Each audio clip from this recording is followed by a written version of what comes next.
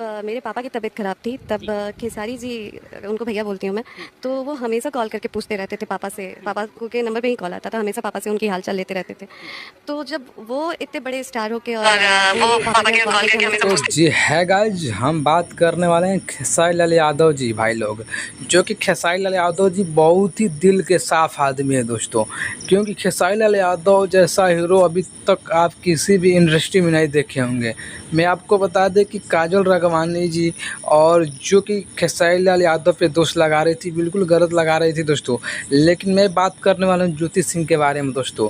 बता दें कि ज्योति सिंह जी भी काराकाट में जो कि चुनाव लड़ने की तैयारी में हैं और खेसारी लाल यादव जी उनकी मदद करेंगे। जी हाँ दोस्तों, क्योंकि उनको पहले से ही मदद करते हैं, क्योंकि उनके पापा को भी मदद किए थे खेसारी लाल यादव जी।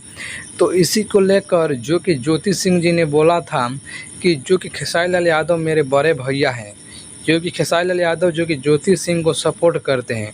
इसी के वजह से जो कि खेसारी लाल यादव को भैया बोली थी दोस्तों। और दोस्तों वो चुनाव लड़ेगी या नहीं लड़ेगी, जैसे ही अपडेट आएगा मैं बताऊंगा दोस्तों। तो प्लीज़ आप लोग इस चैनल को सब्सक्राइब करिए, जैसे ही अगला अपडेट आता है तो मैं आप लोगों को सबसे पहले बता दूंगा दोस्तों।